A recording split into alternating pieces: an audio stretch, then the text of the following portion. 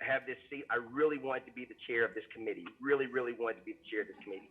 And so somehow it got so that Ailey was the chair. And I went to Ailey and I begged and I pleaded. I said, Ailey, please, please, please, Ailey, I'm buying you coffee. I'm going to wear my mask right. All those different things. And she said, okay, fine. And she let me have it. And so I'm grateful to have this opportunity. Outside of today, with this being my first meeting, I'm gonna be honest, I really wanted to listen to all of the staffers, hear a little bit about how things have gone in the past.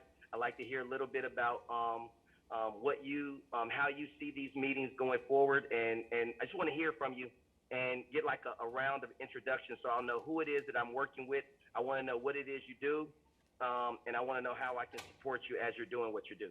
So with that being said, if I look at my screen, I'm gonna go around the room.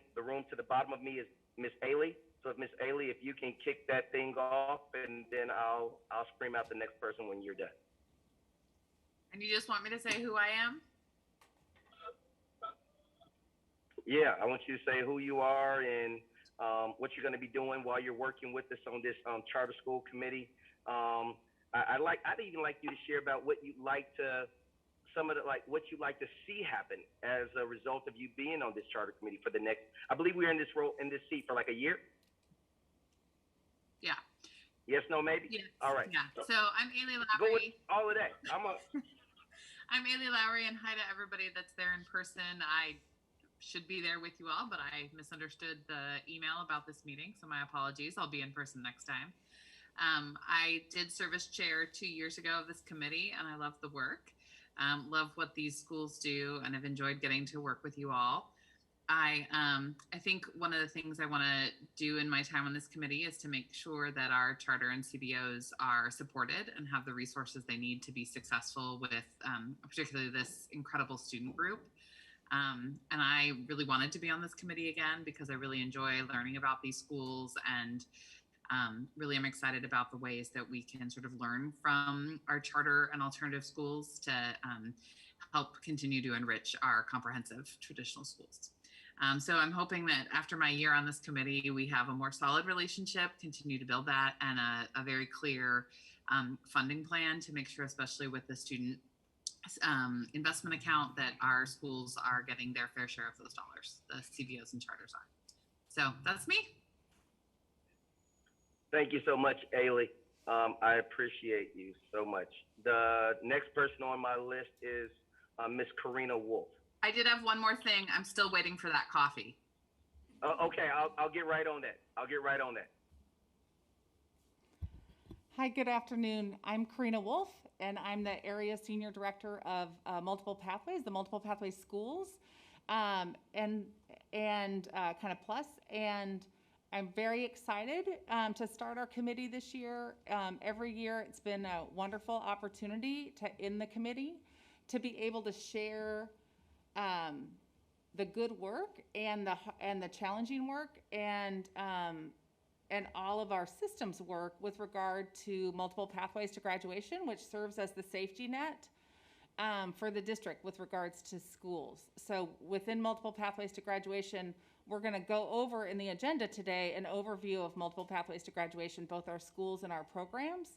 And I'm excited to start the new year with this committee and highlight the needs that we have in our charter schools, which we'll talk about today, and the timelines and updates, as well as our facilities updates, our funding updates, and then kind of our next steps. So, which hopefully will include some school visits, getting out to seeing some of our students in one format or another.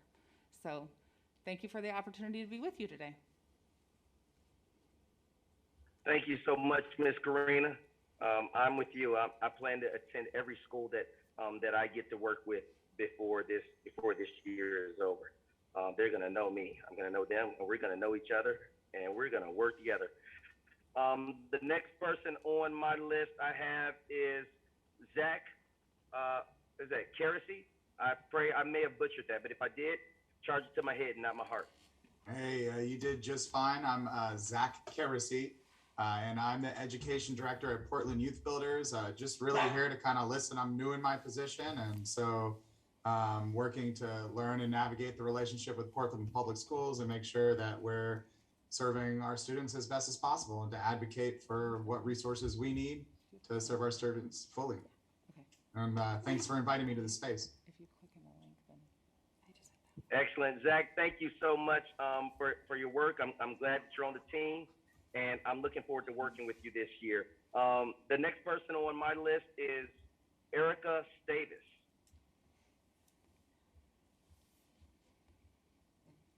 Hi, everybody. Oh, I'm getting an echo. I mute myself and I have to vote, okay. So, Director Green, just so you know, we have a handful of people out here in the audience, but they need to be next to a microphone to participate so that you can get the sound virtually. And so people know when they come to introduce themselves to come up to the desk. Thank you.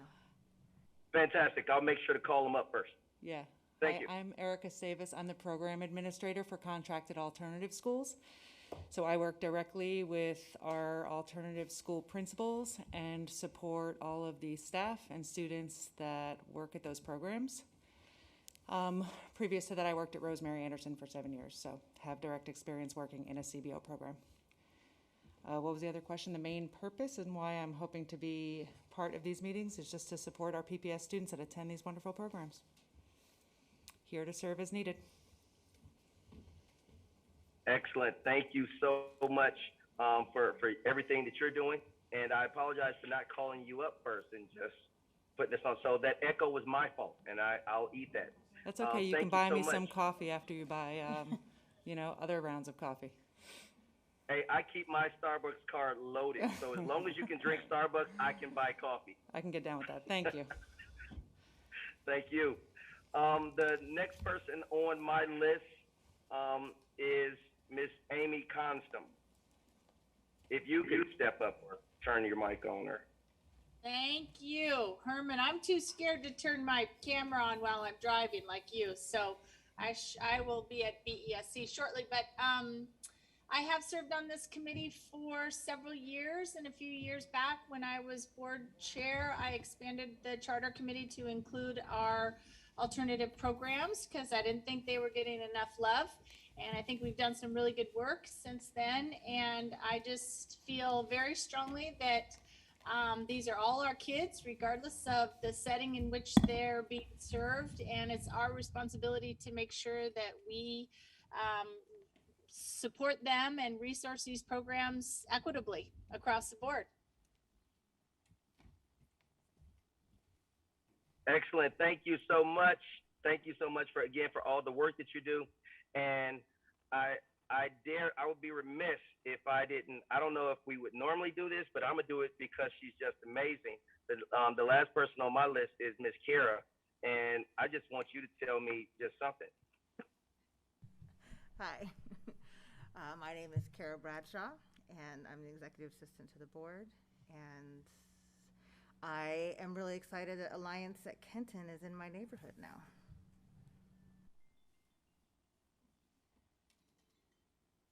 Thank you so much, Ms. Kara. And thank you so much for everybody else. I don't know if there are people out there in the audience that I can't see because I see a few faces. I really want to say thank you so much to everybody here. This is important work, and it's going to take all of us doing our part. It's going to take all of us being intentional. It's going to take all of us paying attention to all the pieces to get us where we need to be. And I'm grateful to be a part of a team that's smarter than I am, that knows more than I do, and also has dreams and visions and aspirations of making the charter schools within our district some of the best in the country. I want to see other states and other school districts building their programs around the way that we do things here. That's how I see it. So thank you all so much for all the amazing work that you do. With that being said, I see a hand raised, Miss Karina. I believe we have an agenda that because I'm trying to see everybody, I also can't see the agenda. So I'd like to also have somebody else who can see the agenda say what's next. So, Director Green, I'm sorry, there's mine Mine is muted. That's not me this time. No, I think it's me. Is that better? Is that better? Okay. Okay. Is it? Oh, okay. Sorry, thank you. So, Director Green, I also just want to share that there are 3 other people, and they will be as part of the agenda that will also be presenting today. Actually, 4 other people, but people that you can't see or you can see but don't see on the screen that I would like to jump out of my seat and let them come introduce themselves. Margaret Calvert, our regional superintendent, Dr. Lorna Fast Buffalo Horse and Multiple Pathways, and Tara O'Neill, the director of our charter schools. If you don't mind, if I can jump out and they can jump in. I don't mind that at all. Please bring them up.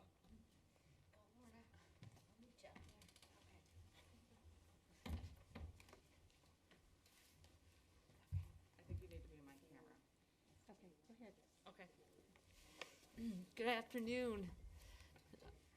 I'm Margaret Calvert. I'm the regional superintendent for secondary and multiple pathways graduation schools. I'm excited to work with all of the folks in this room and beyond about how to best support our students. And I'm very excited about the continuity across schools and school both here at Portland Public Schools and with our community partners. So just really trying to build systems that support students and help them stay connected to learning.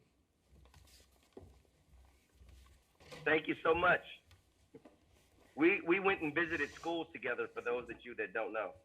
And she was also, in addition to everything that she else just listed, she was also a photographer. She didn't tell you all that, but she took some amazing photos. So any photo that you saw with me in the school, she took it. So thank you again. She wears so many hats. She's really good at staying out of the photos, I have discovered. So good afternoon. My name's Lorna Fast Buffalo Horse, and I'm Area Senior Director for Multiple Pathways and for Focus Option Secondary Schools. So I work with the programs in Multiple Pathways, and we'll talk a little bit about those later. I'm a former charter school director and alternative high school principal.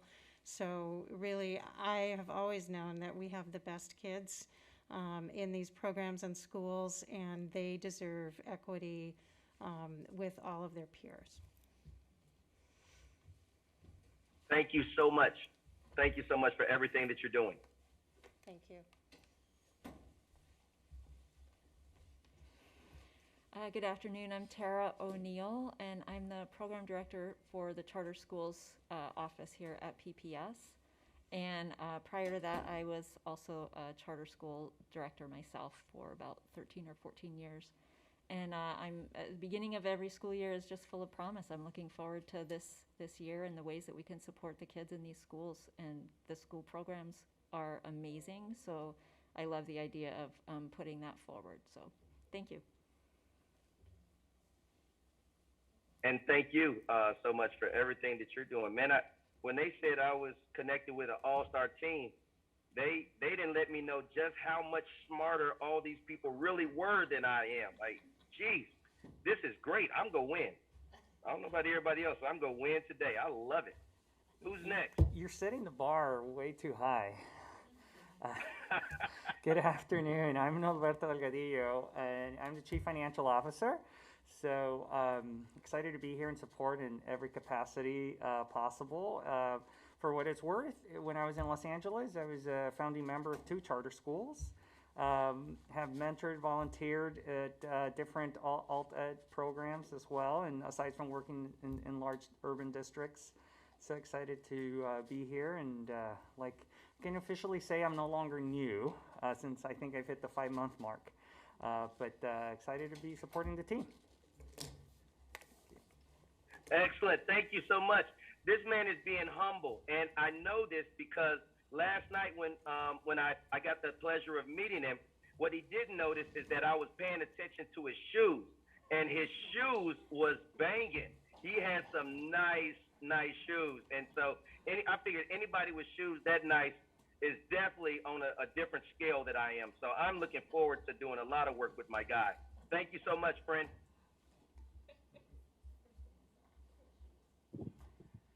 All right, who do we have next? I think that's our team for today. Sorry about that. So with that, I will, I'll put up the agenda for today, and we can start moving through our agenda. Thank you. Amy just came in the room. Director Constam just came in the room. Yeah. Got it. Okay.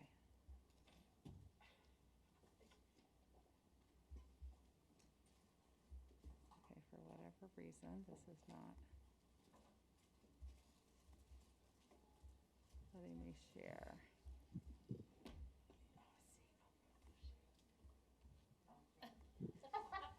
Nice shoes.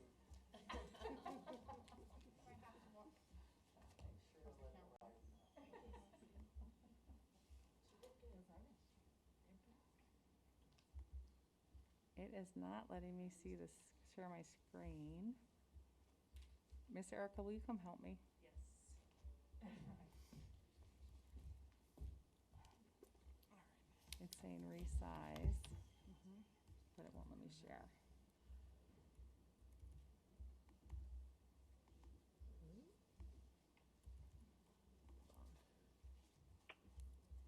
Let's try this. Why don't you just let me project it? Go for it. Thank you. Yep. Start at the beginning, let me present.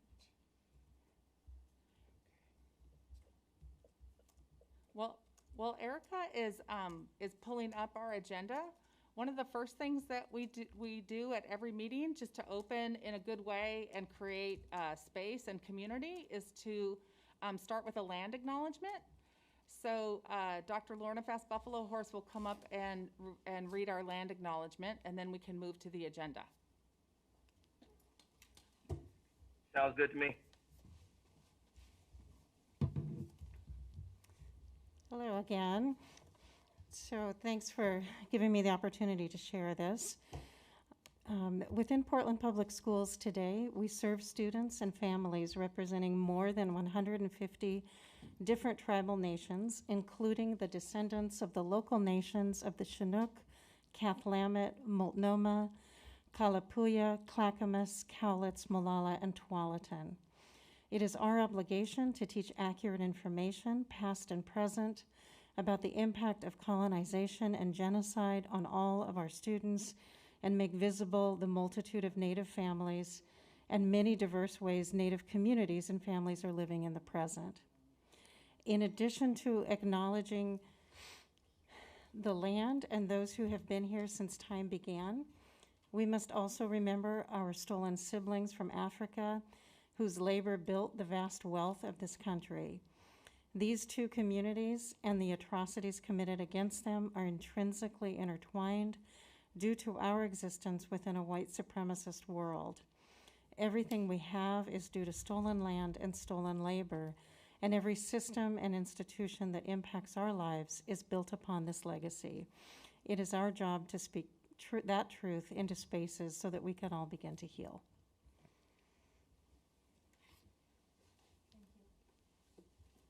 Well, thank you so much. That was a powerful statement. I'd like to have a copy of that. That's amazing. We're going to try and get you a copy as we work out the technical issues, and you'll be able to read it in a sec when we get the agenda up. Okay. PowerPoint that's in the materials.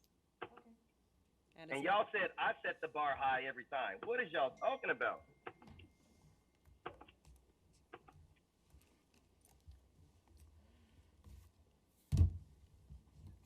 So we're going to roll with it because that is what we do. And so Roseanne just reminded us that the agenda is also in your materials that board members were sent and online for anybody watching online. And so I'll just start with sharing the agenda. So we just started with our welcome and land acknowledgement. we're gonna do an overview of the charter schools and alternative schools and programs. We'll have a charter school update and timeline. We'll have a facilities update and a funding update. And then lastly, committee work plan for the year before we have public comment. And public comment will close us out. And that's how we'll finish our meeting. That's what our agenda is today. Okay.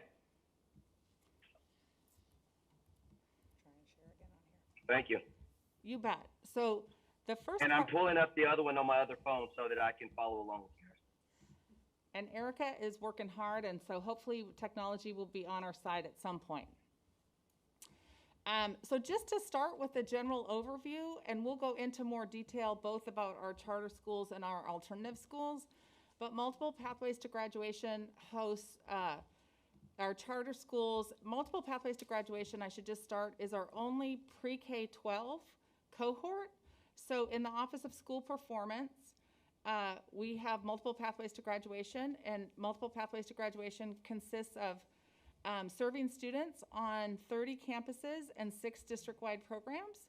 And so many of those are, thank you, are our charter schools, and then our in-district alternative schools, as well as our contracted alternative schools. And again, we'll give more information about that in just a minute. Within Multiple Pathways to Graduation, we also have our day and residential treatment schools, also known as our Discovering and Rising Together schools. Our Director Constam shared, I think in our June meeting, about just sharing that when we had worked with students and having them rename their school,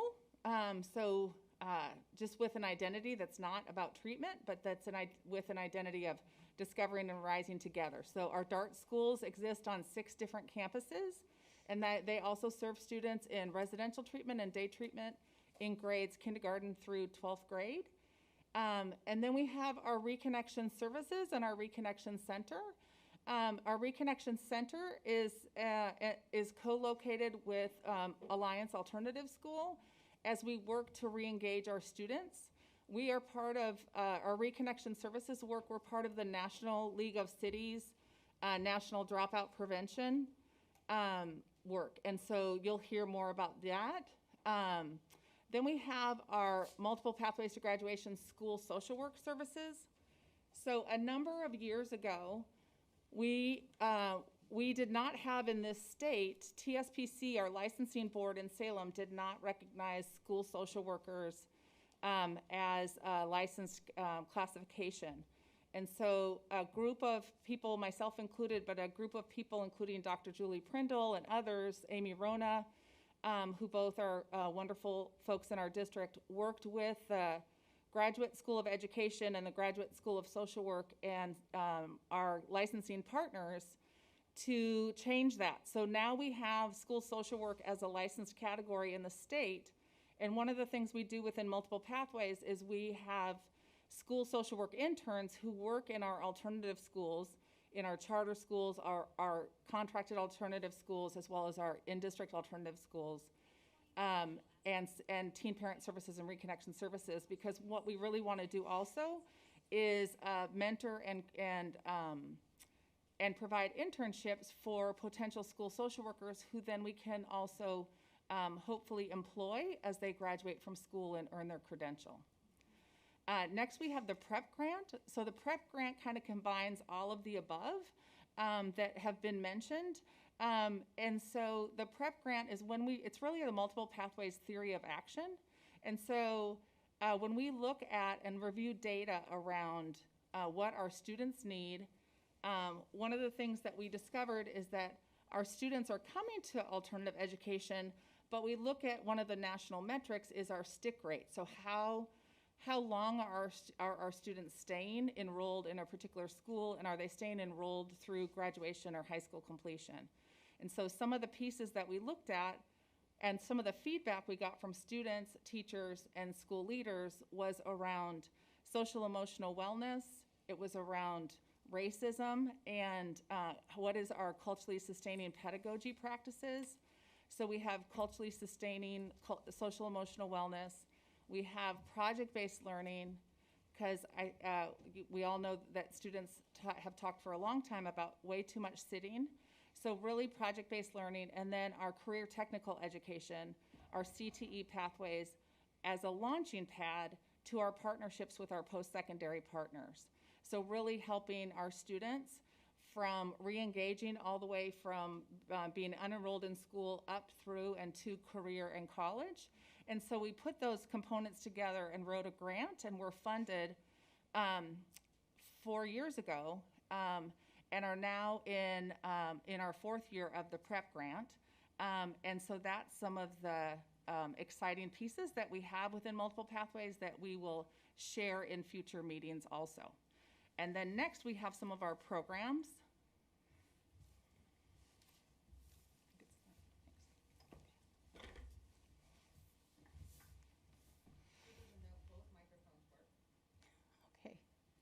Okay, this is Lorna, Fast Buffalo Horse. I'm not sure if you can see me. So just to talk a little bit about the programs in multiple pathways. The first is Teen Parent Services, and that is a social, emotional, and educational support program for any pregnant or parenting students, male, female, or non-binary. And that program has had great success supporting students to graduation and post-secondary career or college planning. Portland Evening Scholars is now serving at a number of sites around the district, or getting ready this year to serve at a number of sites.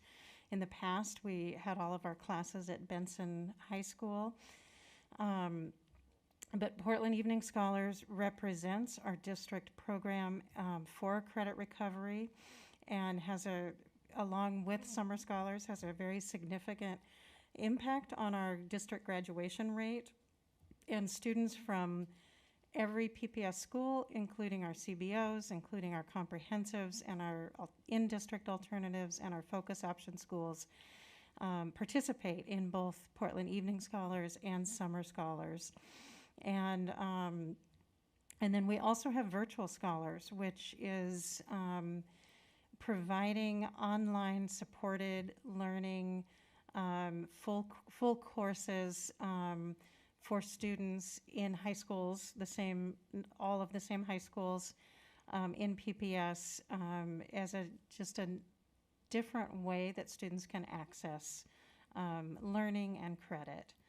And then finally, you've probably heard something about the Online Learning Academy, or OLA, which has started this year. It is a K-12 school, and the staff is working furiously hard to meet a very large demand of families who are looking for online learning for students in K-5, in 6-8, and in 9-12. And so that is up and running, and we're meeting several times a week to try to match the demand to what kind of capacity we're able to offer there. So those are our Multiple Pathways programs.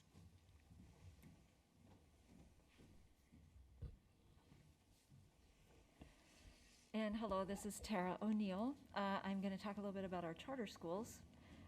Currently, we have 7 total charter schools in the PPS district. 5 of those are authorized by PPS, sponsored by PPS, which means PPS has oversight as well as provides supports for those schools. And 2 of them are authorized by the Oregon Department of Education. PPS still has some support work that we do with those schools, and ODE does the oversight for those 2 schools. So our 5 in-district charter schools are the Emerson School, Kairos PDX, and Portland Arthur Academy. Those are the K-5s. And then we have 2 K-8s, Le Monde French Immersion, and Portland Village School. And then our 2 state charter schools, Cottonwood School of Civics and Science and the Ivy School. In total, there's about 1,850 students in those schools, and they range in size from about 140 students up to about 440 students. So quite a range. Hello, this is Erica Stavis, Program Administrator for Contracted Alternative Schools. As you can see, we currently contract with 9 contracted alternative schools, or we call them CBOs, or CBO schools. And they're across multiple campuses because some of those organizations have multiple campuses where they serve students. A lot of these organizations, in addition to providing educational services, have a pretty broad range of social services and supports that they offer to students, families, and community. Hold on one second, I'm navigating here. So, some of our CBO programs are DePaul and Youth Progress. Two of those programs are serving students who are either in residential care for treatment or are providing support for students who are referred from DHS or OYA while they're in proctor placements in homes while getting the support of that organization, and also going to a school that's run by the organization while they are in proctor homes. Then we have a few CBO providers that provide culturally specific services like Rosemary Anderson and NAYA. And then we have additional alternative schools like Helensview, which has a middle school and a high school, Mount Scott Learning Center, PCC, which has Gateway to College and Yes to College, so their diploma and GED, and Portland Youth Builders, which has a big CTE component, and Open School. So those are our 9 contracted alternative programs. And then with regard to our in-district alternative programs, we have 2 in-district alternative schools that are located on 3 campuses. So MLC K-12 Alternative focuses on experiential education and high school internships. Every student in the high school has an internship every Wednesday afternoon. So that's one of the things that's unique about MLC. And Alliance Alternative High School is on 2 campuses. The MEET campus is focused on whole school social emotional wellness and CTE focus, and they have 6-week terms. And the Alliance Alternative High School on the Kenton campus is co-located with Reconnection Services and works to welcome new students every 2 weeks. I should also say that our CBO schools have various enrollment periods as well, and that is the work of our Reconnection Services, and Reconnection Center is working with all of our schools, but most specifically our alternative school system, to see and share information with students and families about upcoming orientations or opportunities within both our contracted alternative schools as well as our in-district alternative schools. And then the next, so that's kind of the overview. That's the overview of our multiple pathways cohort. Thank you so much for that. The new alliance, are they in the old De La Salle building? They are. That's we are calling that Alliance at Kenton. It was formerly known as Alliance at Benson because the students were on the Benson campus, and so now it is known as Alliance at Kenton. And who else is sharing that space with them? I'm just curious at this point. Yeah. So Alliance at Kenton, the DART, Clinton School, so one of our day and residential treatment schools, one of our day treatment schools, and Reconnection Services and Reconnection Center. Okay. Thank you. We also have Portland Evening Scholars. We'll be offering classes in the evenings, 2 days a week at Alliance at Kenton, both in the fall and in the spring. Okay. Okay, so our next agenda item is our charter school update and timeline. And so Tara's going to join me. So one of the things about charter schools, as you may know, is that much of the process is very specifically outlined in state statute. And so there's a specific date that's identified for charter schools to submit their application. And then and some years we receive 0 applications, some years we receive multiple applications. And then once we receive this charter school application, there's a prescribed process that we go through. And I'm going to hand it to Tara to give a little more information. Thanks, Karina. So when we receive an application, we are given a 30-day window to review that application to ensure it's complete. So applications, the process is very thorough. So there's a lot of information that we ask for any applicant before they can start a new charter school. So the first thing we do is what's called a completeness check. So for 30 days, we will we will do that. A team of people will review the application and ensure that it is complete. If it is found complete, we move on to the next step. If it is found incomplete, we send it back to the founder, the developer of the school, and ask them to complete it within 30 days, and they can return it to us. Then we start that process again and have 30 days again. Once the application is found complete, then you're on another statutory timeline that within 60 days of it being found complete, we need to hold a public hearing for the school to come and the board committee to ask questions, review information, have any concerns brought up, and have the school present what their plan is. Once we're past that 60 days, once the public hearing is held, another statutory timeline tells us that within 30 days of the public hearing, the full board needs to vote on either approving or not approving the actual application for a new charter. So that process is overall, if it happened exactly cleanly, would fall exactly within those timeframes. And at every step, there is a process where if it is not complete or something is not done in the timeline, there's an appeal process that may happen and that will change the timeline as we work through. So with regard to an update, we received one charter school application this year.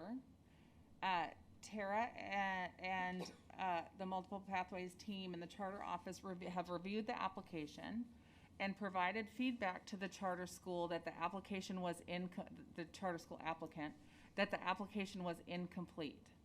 So then the applicant had 30 days, as Tara just mentioned, to revise and complete and submit a completed application.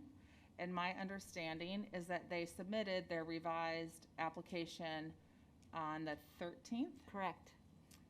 And so now Tara is in the process, and the charter school office is in the process of reviewing the currently submitted or recently submitted charter school application. And she has 30 days, our charter school office, PPS, has 30 days to complete that process. So that 30 days will end on? October 13th. So at that time, if the second submission is found incomplete, the board action at that time is that we then can deny the application. So they have one chance to complete it after it has been found incomplete. If the second time is found incomplete, we take board action at that time to allow them to apply a different year, a different time, those things. If it is found complete, then we will move forward. The timeline from there would be from October 13th and 60 days forward for a public hearing. So the process for that is that we stay in touch with Roseanne and Kara and the school board office with regard to getting on all the appropriate meeting dates so that we're sure to stay within our outlined time frame.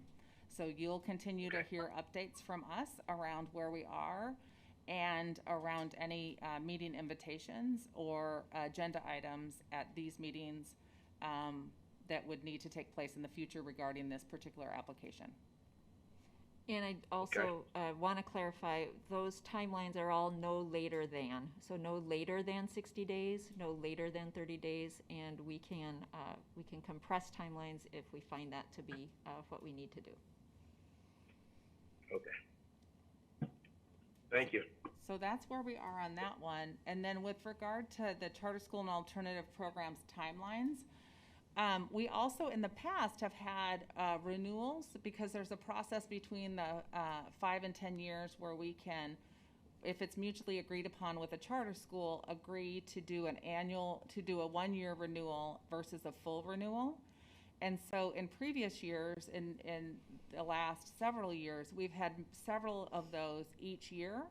This year, because we have done full renewals, we don't have any of those. So we have actually no renewals on our calendar for this year. That sounds fantastic for me. That's one less thing that I have to worry about thinking about. It's way more time to visit schools now. See, I told y'all I'm with a winning team. There you go. And then with our alternative schools timelines and responsibilities, we have an annual calendar for deliverables So we are always working with our contracted alternative schools. We have, as a district, we have timelines where we are required to present information regarding Division 22 compliance around alternative ed statute that's coming up, that happens every fall. That's an internal process, and you'll hear about that as a full board. But with regard to our overview of alternative schools, we also do a review. So both in our charter schools and in our alternative schools, we have a review process, an annual review process of schools. So we are out, and it's really a three-legged stool where it's really fiscal oversight and fiscal review of fiscal management, a review of kind of operations, and then the third is a review of academic information and student connectedness data. So we have all of those. We look at organizational operations, the fiscal solvency, and the academic side, how our students are doing. And so that happens for each of our charter schools and each of our contracted alternative schools every year. With our in-district schools, we have a process around our school improvement plans that we're working with that's targeted and hits on those areas as well.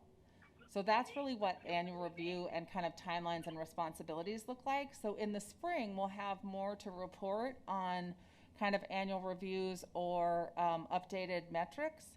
One of the things we have that's really important, and I'd love to spend time at a future meeting on, is our alternative accountability report card. So really sharing the good news around our alternative system, both in-district and contracted alternative schools, and looking at the metrics of how are our students doing. When we look at reading metrics and math metrics and school connectedness metrics and attendance metrics that are specific to the needs and are relevant to students in alternative schools. So we have that and we collect that, and so in our charter schools office and in our alternative schools programming work, we collect that information, and we look forward to sharing more detailed information about that, probably in the winter and the spring as we have more data. That sounds exactly like what I want to look at, and I love the idea of looking at how students are doing before there's an issue, so that instead of trying to get people to turn around, we can help them course correct before there's a need to. So before stuff like, I mean, it's alternative school. I don't like that name. I hate that name. I'm throwing that out there for the record. In my stay, I'm going to see if I can massage some of y'all to help us come up with a different way, get outside of the box, a different way of talking about the schools, so that we can really focus on what it really does, which is provide the level of education that students who don't do well in traditional school really need. Some kids thrive in what we call alternative school, and that's because that's where they should have been to begin with. So now I'm on a soapbox. I'm gonna get off of it. Y'all will probably hear that a lot more. I'm random. Pray for me. I need help. But I want to hear about the data. Great. Herman, this is Amy. I'm just in the audience, but I just want to say right on. Thank you so much for driving all the way in to see that I'm still sitting in my car. But I didn't have to go all the way to Eugene. I am in Eugene. And I've got to come back next week because I've got another kid coming back down here. Yay! You know the upside of all this? They're about to be out the house. That's going to be more time with me and the bride. Oh, yeah. All right, enough of that. That's good. It's very exciting. So the next piece we have, just really quickly, is a facilities update. We already talked about who's at Kenton School this year, so that's good.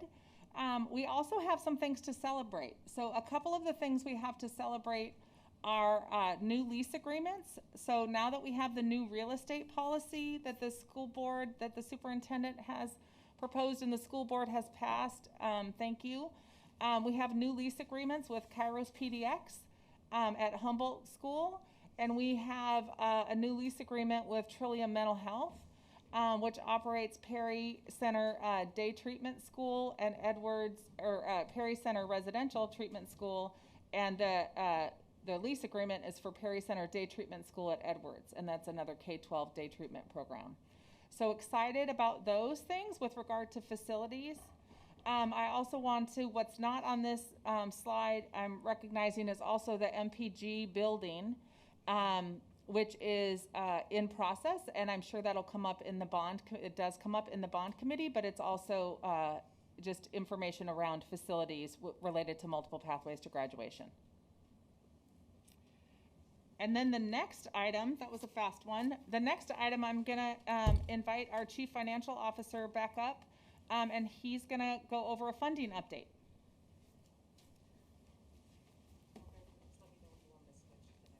Oh, you're controlling all that?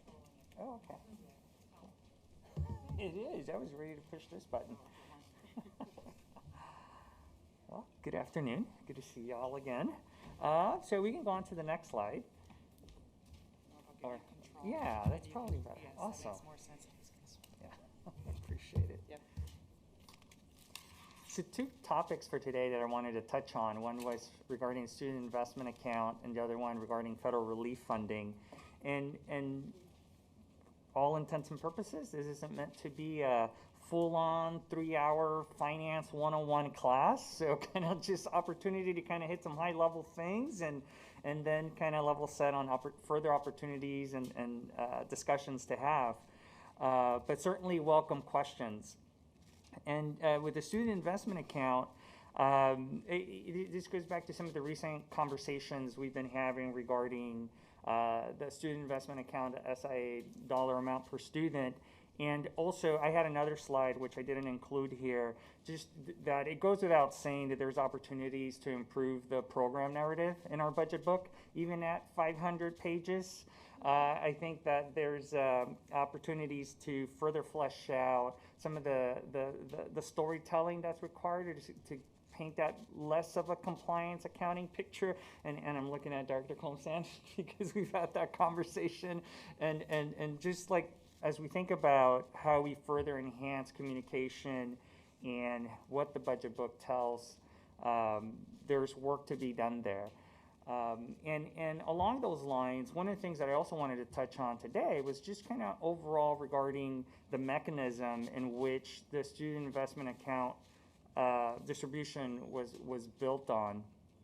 And it's important to just kind of get that first basic understanding regarding ADMW. So average daily membership, which is weighted, is the measurement that's associated with students to help determine several funding streams. So across the state, and I'm not going to read the entire slide, but to put it as an example, if the state is saying, hey, for every student, you get $100. All right, so I have one student, $100.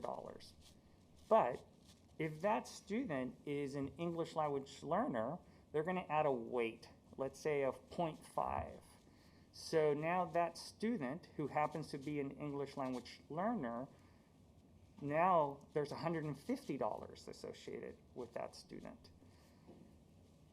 Let's add another weight. If that student happens to be economically disadvantaged, hey, we're going to do 0.25 of a weight. So then $100 times 0.25, $25. I already have $150. So now I'm at $175. So the state has this mechanism that assigns weights to students based on need, and the state outlines all these different weights and calculations to determine this.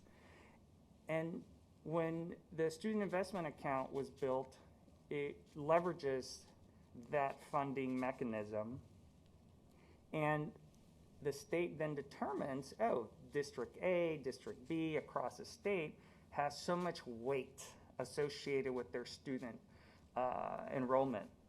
And in our circumstances, we have an enrollment of about 46,000, I forgot what the recent numbers were.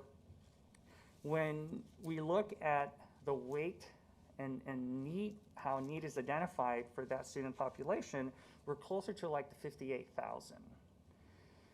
So then the state takes our weighted ADM and determines how much student investment account funding we receive. And so that mechanism is then what the state uses to pass through to the districts. And subsequently, as districts, that's what we then use to distribute to the rest of, whether it's CBOs, charters, or the rest of our student body. And I see that we lost Director Green. Hopefully he's okay. And so like thinking about, he's okay. All right, hopefully, both hands on the wheel. I'm actually getting out of the driver's seat into the passenger seat, and I was trying to do it on the sneak and didn't want all y'all to see that, but apparently I don't know how to sneak anything because I was stumbling to get out of the car, then trying to figure out how to get back in, and it's a lot. So I'm gonna go back so that y'all don't see me bumbling around. But I am listening to you, I promise I am. Yeah, no worries. Money is always important. Safety first, safety first. And so did we lose him again? Oh, okay, sounds good. I was just concerned, because I was going to recap, and I don't want to, for all intents and purposes, try to be brief. And so then when we take a look at how we distributed our funding, we are using the same mechanism that the state uses. And in some of the recent conversations and communications, when we take a look at the CBO proposal from December 2019, there is a different mechanism used to determine what the SIA amount would be. So from a math perspective, we were going, there were some conversations and trying to just further flesh out how the explanation behind that. And so not until taking a closer look and looking at just the denominator, if the SIA total funding is divided by 58,000 compared to 14,000, that's going to, by default, just generate a very different amount. And so when we look at how we're leveraging the SIA funding funding formula and its ADMW, these two variations have been the primary discrepancy in communicating amounts. Now, I will share that there's the other conversation going back to the programmatic narrative and not being clear and having some just confusion into how we budgeted something, what was communicated. I was, as I mentioned earlier, right, there is that opportunity to further, I want to say enhance, further improve that. And then looking at now the mathematical explanation, this is the information we have right here. And so this to me was, being frank, was just like a big aha moment when I received the proposal and started reading it. I'm like, oh, wait a minute. We were never going to reach that fundamental numbers just because the way how we were using ADMW to then distribute across to CBOs, charters, and the other folks. So I'll pause there and just. I have a question, Chief Delgadillo, and if your narrative is going to get there, otherwise, then just tell me to hold off. But one of the things I thought about last night that I thought it would be interesting to request is to see a side-by-side comparison of our per student funding for our CBOs relative to our in-district alternative programs. And so that kind of gets to this question. So is the ADM that we currently have represented in our allocation for our CBOs the same as for our students in our other programs? So then when we look at SIA, it's yes, because of the ADMW calculation. But then there's still this broader conversation regarding general fund expenditures and regarding at the whole spectrum. So to be able to say right now what is that number to do an apples to apples comparison, I don't know. And so we would then need to just further unpack and take a look at that analysis to then be able to say, okay, when we take all the funding streams, what does, the per pupil investment look like here versus there, to just kind of further give us that information and have that in-depth conversation. Mm-hmm. Other questions? I think let's move on and see where this conversation takes us. And so from the perspective of SIA, then there's this, to Director Compton's question, right, like defining need. And so then how do we start thinking about defining need? And across the board, we've been leveraging how need is defined by ADMW, like the statute there, and what does it say for foster youth, so much weight, so much funding if you're economically disadvantaged. And so there's that like established mechanism. And if, like, as we start thinking about the broad impact and trying to get to an apples to apples comparison, it then begs the question of like further unpacking the question around need and having more analysis around that. So I think this is super complicated, and this is a helpful conversation for me. And but let me put a finer point on my question. So the SIA dollars come into the district based on the weighted ADM formula, taking into account all the demographics and conditions for our total student population. But then do they get distributed and allocated within the district to school communities based on the characteristics of that particular school community? And if that is the case for our comprehensive schools and our elementary schools and all that, is that the case for our CBOs as well? So with respect to the SIA plans put together, so there's some very specific requirements in order to make the SIA investments. And once the funding comes into the school, then the school makes a distribution to CBOs charters, then there is this essential balance. And then that balance, based on the programmatic strategies, then get invested. And some of it, I don't know all the specifics, like does this school, if they have 10 students, do they get 10 times $6,000? I think, just saying that out loud doesn't seem like it'd be a worthwhile, like to do that. And so like leveraging economies of scale. So then one example is the additional social workers that were hired with SIA funding. So that is an investment that goes across and targets at aspects of the school system.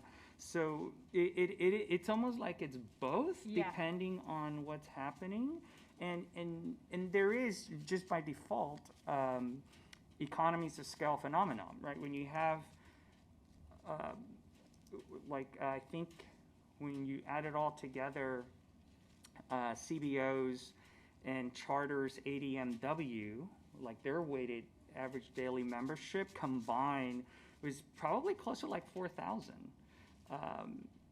And then you have a district balance of 55,000. So it does then create that opportunity to then invest larger amounts in broader scale initiatives that can touch a variety of aspects of the school system.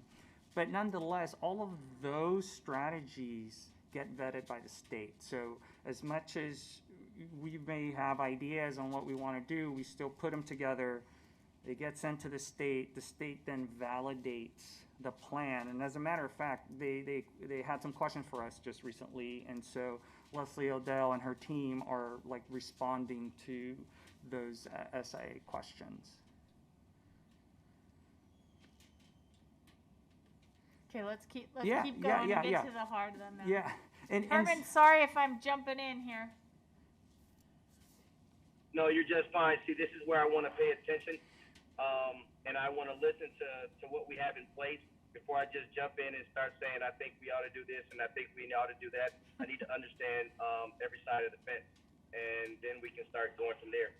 That'll also be part of what I'm sure I'm going to be discovering as I go around and I start talking with all the other CBOs and the directors and different ones, and I asked the questions around where are you itching, and how can the district help you scratch? And I'm sure these are the different things they're going to come down to. So keep talking. Yeah, and so I have one slide up here. Really wanted to create opportunity to dialogue, and then the next few slides are more on the federal funding.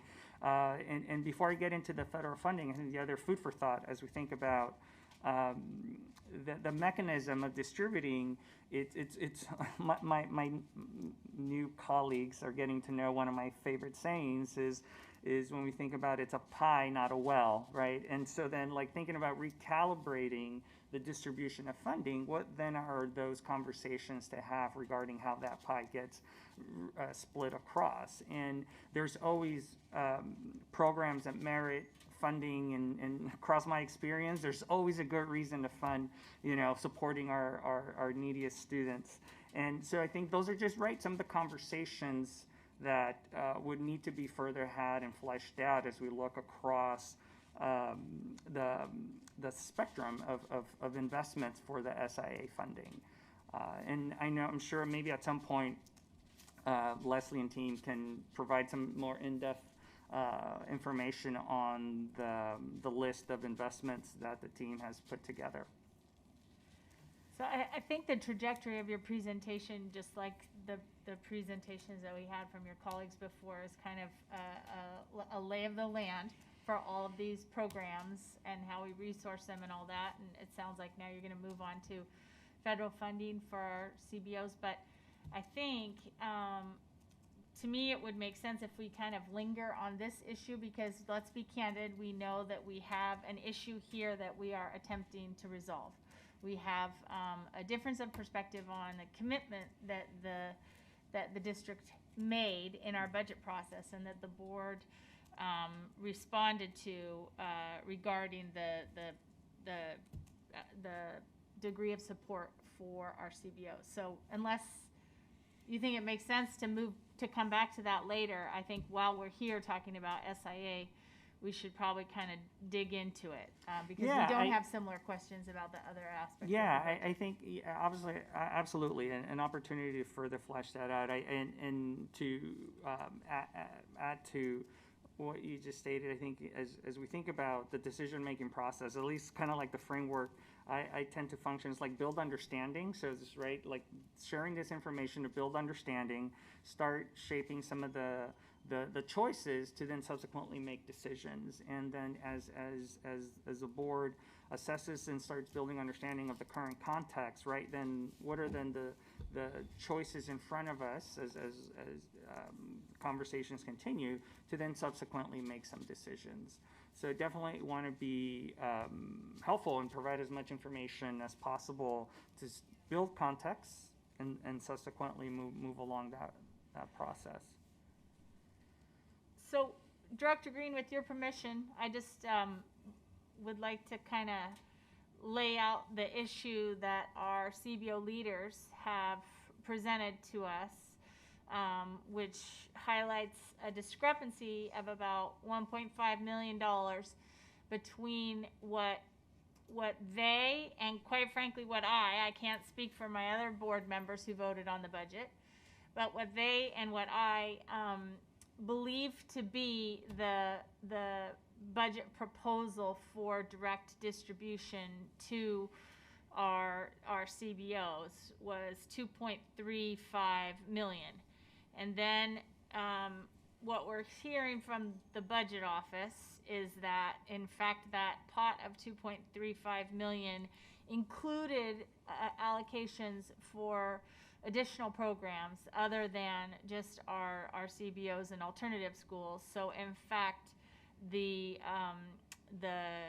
distribution, the allocation that we're looking at just for CBOs and alternative schools is just $700,000, and it's just for the SIA money. So that's a delta of about $1.5 million. And I'm just going to be, I mean, this is an issue that we need to resolve. So I figure this is the best forum for it. We're all here. No use sending a lot of emails around. Let's just try to talk it through.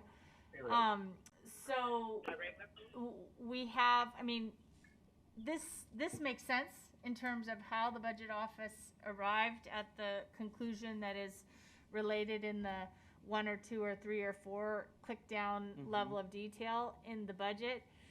However, on a moral issue, I think what we need to revisit is what the budget appeared to represent as a commitment to these programs and to these kids, and frankly to the board of directors, because obviously we're not all combing through every single line item in the whole budget, but this was something in particular that I was dogging pretty hard to make sure that I understood it, and that commitment was there. And there's a history of those conversations, and that what's represented in the budget is in fact the commitment that we made. So I think what we're hearing from our leaders, who I don't know if we want to just invite them to be part of this conversation, or if we want to wait till public testimony, because I know Tom and Joe are here, and I guess Zach is online. What do we do about it? Oh, I definitely want to know about a missing $1.5 million. So.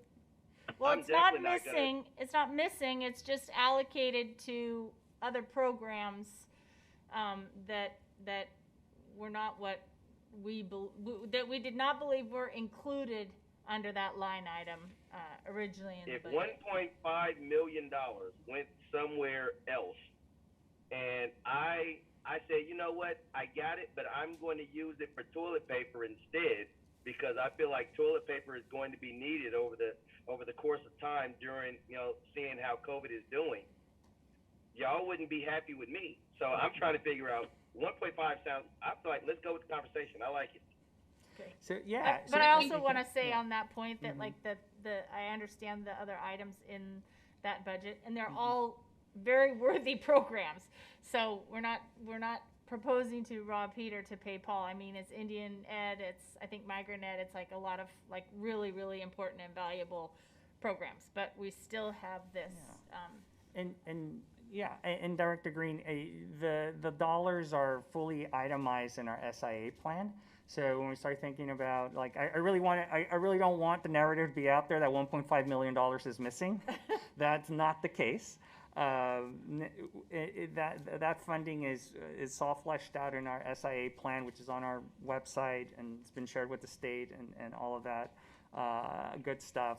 And so I think then the question is around, back to the original question or original idea of like the narrative, right? Did we do, how good of a job did we do in explaining and doing that? It wasn't good. So like opportunity to improve and make sure that we're all talking apples to apples and looking at the same. This is Ailey. I just want to also say that Norberto, you weren't here for this. So I also want to make it really clear, like this is one of those pieces where as you were coming in, stuff got communicated in different ways. So I want to be really clear, like this is not your fault, but now we're asking you to like help sort this out so we can make our partners whole with what we and I thought this was the case and what they thought was the case. And Dr. Green, were you gonna? You just said I fix it. was just going to say, you didn't do it, but you're here now. So now your job becomes fix it. How do you fix it? There's really not, if we all know what the issue is and we all know where it's at or know how it got there and know that, it fix it. Let's make it right. Let's get it where it's supposed to be. Let's get the CBOs the money that they're supposed to have or the programs they're supposed to have. Let's not spend a whole lot of time talking about it. Let's just figure out how do we fix it and then make a plan to do that. And so then one of the things that I can commit to is figuring out those plans to fix it and figuring out like, okay, what are then the options on the table to then fully flesh out, all right, option A means this, option B means this, option C means this. And I think that in having that conversation with the superintendent, with the ELT, and the rest of the team to just make sure folks are like going back to building understanding, shape the universe of choices, and then making a decision so that we're all, back to having as much clear information up front as possible, right? Decision A means this or that. B, pros and cons across the board. And totally understanding the sense of urgency around this. This is something we can work towards turning around over the next few days. And obviously, I defer to ELT and the board to have those conversations and really stepping in my role, stepping in to help provide as much information as possible. And yeah, so, and I appreciate that, Dr. Lori. Like, I know I kind of came in halfway through the process and learning, and I think one of the first things that I was grappling with was, aside from the pension bond, was having to... Good job on that, by the way. It has worked out in our favor. It has been the conversation around NOE. So the net operating expense, that was also something like not knowing, having zero background on it, and just like, okay, what does 80 to 90% mean? And kind of fully fleshing out and trying to understand that process better on top of all the other funding streams and budgeting conversations that were happening. But nonetheless, to Director Green's point, here we are. And I think that a clear takeaway is to come up with some options to figure out as far as like additional funding, so that then the board can assess, work with ELT, and then figure out what that, I guess, variable or opportunities. I'd like to add to that a timeline. So, because anything that doesn't have a date on it is just a dream. So can we say that we can get this done? Is this something that I heard you say earlier in the next 2 or 3 days? With that being said, is this something that I could expect? I could have options on the table on what it would look like to turn this around by this time next week? Or is this something, what is that going to look like? Let's put a timeline on it so that we actually have something to work towards. And we know this is what we're aggressively working towards. So there's so much stuff that's happening right now. I don't want to spend a whole lot of time on this because it's going to take away of all the other good work that we can be doing. So let's get this in the way and out of the way as quickly as possible so that we can move on to the next thing. That's how I look at it. So I agree. Options on the table this time next week. Okay, that satisfies me. I can take it. Okay. Did you want to move on with your presentation? Well, I mean, thank you. I just want to say thank you to Chief Delgadillo for the willingness to be creative here and to work with the desire of the board to repair this. I do think this was a misunderstanding and a miscommunication. I think that, I really appreciate your willingness to fix that in a way that brings justice to everybody's understanding. And I'm really excited about how we continue to work forward in really clear ways. So thank you. I really appreciate that. Thank you. I appreciate that. I think it's, nothing nefarious, no malintent. It's like, let's figure out and what we can do to move forward. Speaking of moving forward. And make whole. Yes. So let's just not move forward.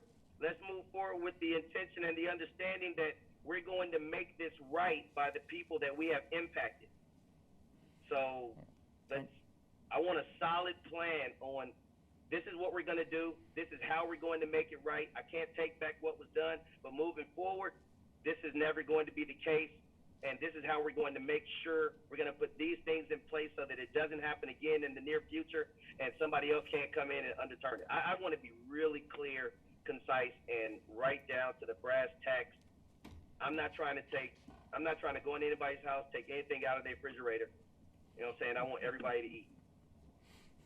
We'll have those options. So, federal funding. That's also a pot of money. And so just some quick background.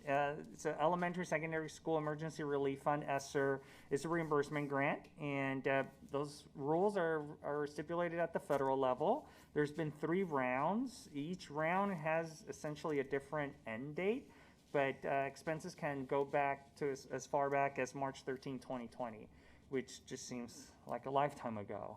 And so That fateful day. exactly. And so when we started thinking about, one of the things we've been trying to support our partners here is regarding, can we advance money for planned investments? And so this is still to be determined. Partly from a PPS, from our accounting perspective, it appears possible, but there's some federal reporting requirements that we need to further flesh out. And we received feedback from the State Department. Oh, and I try to be mindful of my acronyms there. So Oregon Department of Education, that because of the reporting guidance, it's still in flux. There's this expectation. So the reporting guidance is still in flux at the federal level, and therefore the states being cautious and saying, hey, make sure you capture as much granularity as possible. So if you're spending on people, what programs are they working on? Are they working on addressing learning recovery? Are they working on mental health? And really getting to that granular level.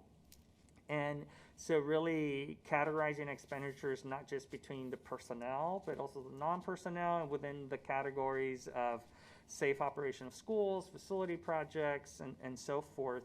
And so the state recommends that charters and CBOs and any other sub-recipients that they really maintain receipts and their records for such expenditures. And talking to Erica and Karina, CBOs and charters are already doing this in some capacity, and they briefly mentioned, Tara talked about the different levels of oversight and planning that goes into their annual reviews.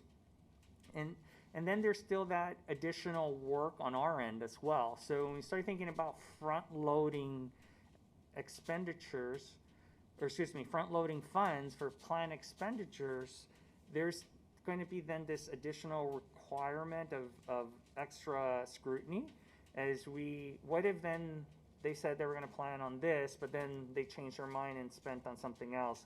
What is then that trickle-down effect that we're still trying to figure out? If we do upfront and advance funding, what does that domino effect cause us to have to deal with? So we're still fleshing that out. Nonetheless, the good news is that our partners are able to submit reimbursements for as far back as March 13, 2020. So that's huge in being able to look at their transactions. I mean, a big component is payroll, and you know, mostly there's solid payroll records that they can go ahead and just submit those reimbursement requests. So that is my last slide, I believe. Yes. And so I just want to pause there and see if there are other questions. I think the other good news that's worth noting is that we have really gotten our house in order in the last couple of years in terms of bringing our charter schools and our CBOs closer into our family to make sure that they're not an afterthought with the distribution of additional sources of support like the ESSER funds or like our equity funds internally. So, and also just with the values-based conversations we had around what should our pass-through rates be, and are we going to live our values in terms of racial equity and social justice, and looking at who are these schools serving. So I just want to pause on the fact that I think we made huge strides in this area in the last couple of years. And kudos to Erica and Karina, who've been spearheading a lot of this work, and you know, being the new guy, and they're like, hey, come here. We've got some stuff we want to talk to you about. So, right. But yeah, that concludes my portion, and I have some takeaways, so you'll be hearing from me. And on that note, you know where to find me as well. So enjoy the rest of the meeting. Yeah. Excellent, and thank you so much, Brent, for all the work that you have done, all the work that you're going to do. And like I said, I look forward to working with anybody that's got shoes as nice as yours. So. I'm kind of curious if the shoes you were so impressed with yesterday are the same shoes he's got on today, or if this is a different pair of really great shoes. They happen to be the same pair. Yeah. He should put his shoe up so I can see it. It's the same. I'll give you a hint. They've got checks on them. They sound like it. They was nice. I will keep that in mind. Fashion first. We can't tell if they're blushing because you have a mask on. What else is on our I don't agenda? know. I'm just looking at, exactly. So, now this. We're trying to see if we've got anything else on our agenda. It's the work plan, and if you all wanted to, okay, Miss Erica, this is wacky again. There's two more things on the agenda, and I want to just be mindful and acknowledge that we've got about 4 minutes left in our scheduled meet till 2:30. But the two things were public comment as well as the work goals for the year. So looking at school visits and additional items, we could. That's up to you guys if you want to do that now or do that. Do the public comment. Absolutely. And Sounds good. And so I know that we have Zach on screen, and I know that we have Tom Desjardins from Mount Scott in the audience, and I don't know if either of you or both of you would like to provide public comment.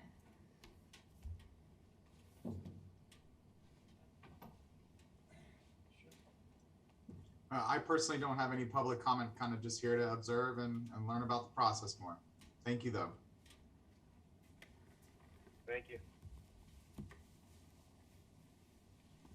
Go ahead. Yeah, go for it. Hi, I'm Tom Desjardins. I'm the Executive Director at Mount Scott Learning Center for the last 17 years. And I wanted to thank you, Director Green. This is my first opportunity to meet you in person, and congratulations on your soon-to-be empty nest. I know the feeling, and it's pretty exciting. It's beautiful. Thank you. Yeah.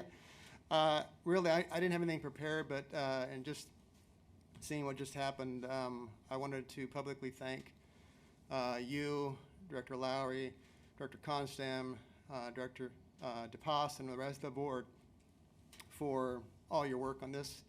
It's, as you can tell, it's pretty personal and important to us.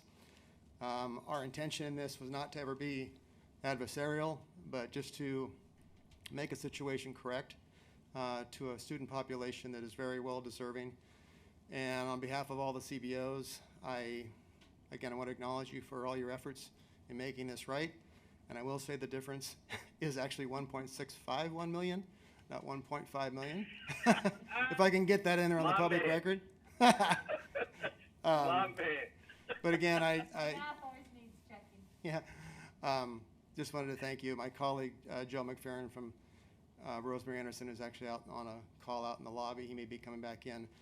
But we've been working very hard in advocating for our schools and the many students, Portland Public School students, that are part of our program that we want to serve. So again, thank you, and we look forward to working with you in the future. Likewise. Likewise.